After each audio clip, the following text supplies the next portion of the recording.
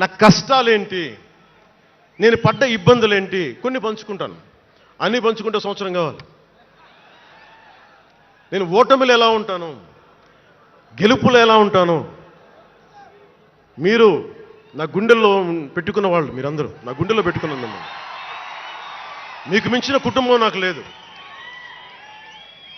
అలాంటి నేను 2014లో ఒక్కడనే కూర్చొని జ్వలిస్తూ మదించిపోతూ మన ఆలోచనతో మధిస్తూ ఎలా చెప్పాలి, పెద్ద రాజకీయాల మీద నా చాలామందితో కసరత్తులు చేసిన వాడిని కాదు.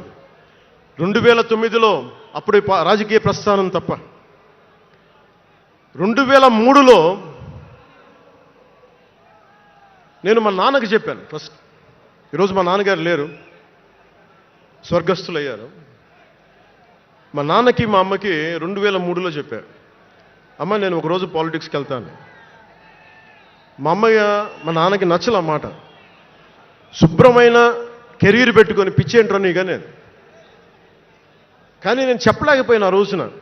నేను సినిమాలని దృష్టిలో పెట్టుకొని ఎదగలేదు, సమాజాన్ని దేశాన్ని దృష్టిలో పెట్టుకుని ఎదిగాను. సినిమా నాకు ఉపకరణం అయింది కానీ సినిమా నా జీవితం కాలం. చెప్పలేకపోయినా ఆ రోజున. నన్ను చాలామంది, మీరు అందరికీ నాకు గద్దరన్న ఎలా పరిచయం అనుకుంటున్నారు మీరు?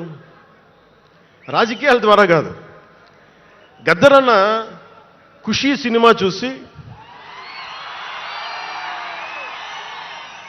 మా అన్నయ్య గారిని పట్టుకొని మా అన్నయ్య గారి దగ్గరికి వచ్చి, మా పెద్దన్నయ్య గారి దగ్గరికి వచ్చి, మీ తమ్ముడిని కలవాల్సిందే నేను. మా అన్నయ్య ఫోన్ చేశారు, అని నేను గద్దర్ గారు కలుస్తారంటాను. నాకు గద్దర్ గారంటే ఇష్టం చిన్నప్పటి నుంచి, మా నాగబాబు గారి దయ వల్ల. సరే కలిస్తే ఆయన ఎంత క్షుణ్ణంగా ఆయన పరిస్థితి చెప్పాడంటే, అరే నువ్వు దేశం కోసం సమాజం కోసం ఆలోచించేవాడివి. నీ ఏ మేరా జహా అనే పాటలో నువ్వు భరతమాతని సంఖ్యలలో బంధించి పెట్టావు కదా, నీ భావం నాకు అర్థమైందిరా అన్నాడు.